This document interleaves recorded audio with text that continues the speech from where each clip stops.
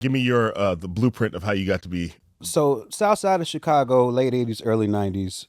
It is not nice outside. No. It is not nice outside. No. And because my mom was living the life she was living, my grandparents raised me and my sister. Oh, that will make you alt if you're being raised by people who are a lot of your grandparents. And a lot of that time was spent in front of the television.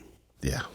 So latchkey kid in front of the TV. I wasn't allowed to go outside a lot, like literally because it was shooting outside all the it's time. Not like so, they're not mad. They're like, oh, good, he's watching TV all day. Yeah, we know where got something to do. Exactly. Yeah.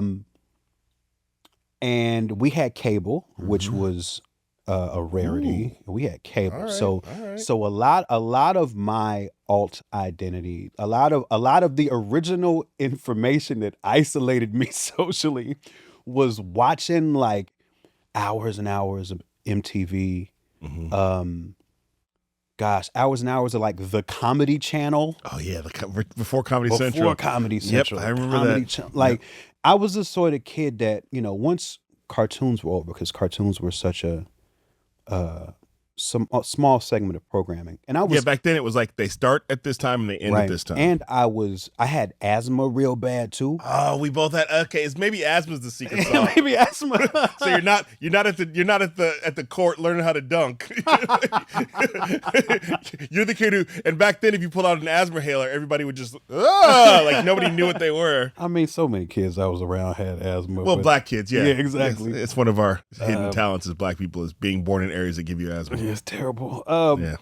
But I'd been hospitalized for asthma a few times as a kid. Same.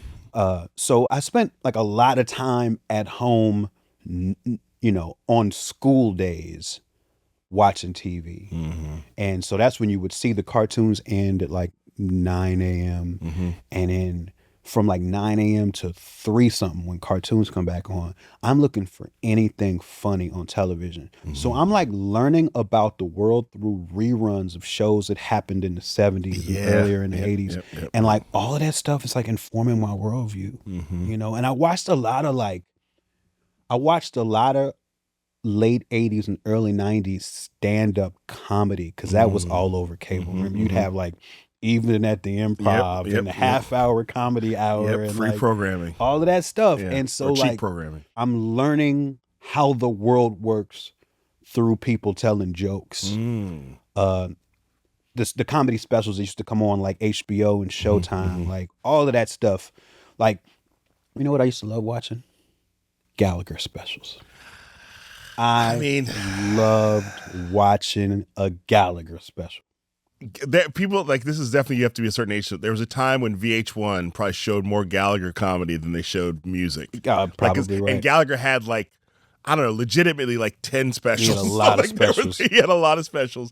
And while we know them for ending with the Sledge-O-Matic, he also was like sort of like a bargain basement George Carlin. He was like a word nerd. Yeah, he was like this sort of like wordplay and like had some sort of like these idiots in Congress had a little bit of that. Yeah, a little bit of that. I always thought it was fascinating. For sure. He was just a person giving me this weirdo perspective on life and language. And I ate all that stuff up. Yeah. Okay, Gallagher's, I think, asthma. Asthma and Gallagher will do it to you. Putting the recipe together. Putting the recipe together. Older people raising you. Asthma and Gallagher. That I need to. We've diagnosed the patient. That's a special gumbo, right? That is a special gumbo, because I definitely was I very proudly say people told me I watched too much TV, but I actually turned it into a career. So there you go. I knew what I was doing. There you go. But yeah, so that you're taking in all that stuff. So I remember as a young black person being shunned by other black people, because there's another reason why some of us are over there is because you try to walk to where everybody is and they go, no, you're over there. You know what I mean? And I remember being just because people black folks in Chicago, I was in Chicago too at the same time, could smell that like he's not. I got the they not like us early on. Oh, that's rough. Not for the same reasons. Not for the same reasons, but just because it's like you're not. I can just smell it on you. So you weren't like going to Atlanta and stealing people's rap styles. No, I didn't do that. I didn't do that. I'm not. I've never been called a colonizer. That's good. But and also all the other things. There's no pens over my house. But so but I know that like I just knew that like there's a segment of black people who don't think I belong with them. They can smell it on me. Did you have that? I mean, you're also in the hip hop crew of hundreds. So no, but this okay. But we would be talking about my life before then. Okay. Right? Because I discovered that community when I was like 16. Okay. And, before that, I can say I felt like I didn't have much of a social identity at all.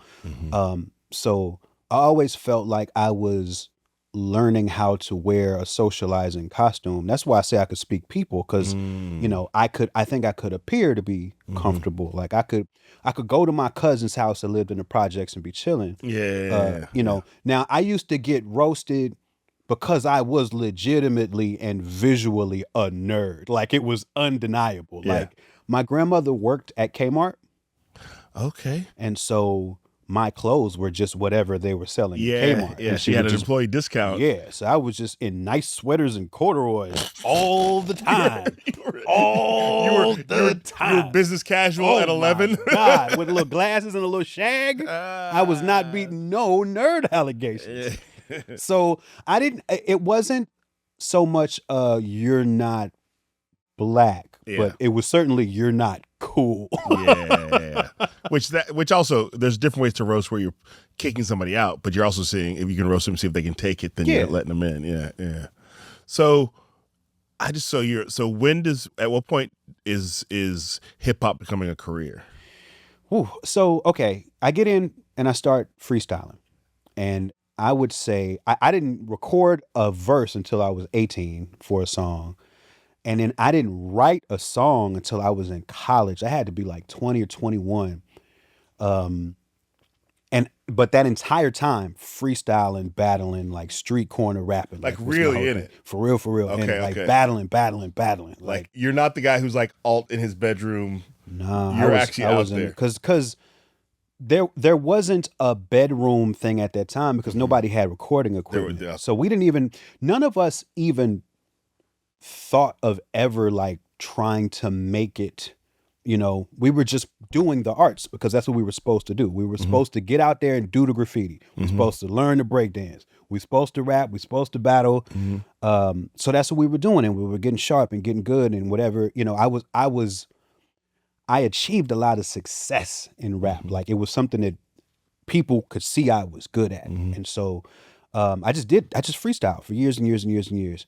This band that I used to freestyle with in undergrad booked a show at the local spot where people performed. And they were like, we want to put you on a bill. I'm like, cool. And they were like, you need some songs. They're like, oh, you're cool. No. Right. So I went home and I wrote and memorized 5 songs. Jesus. And that was my set. And I performed and it felt so cool. And then at the end of that show, they put $200 in my hand. And when I tell you, I've never had a better feeling in my whole life. Yeah. And that was the beginning. It was like, like the thing I like to do, but for money?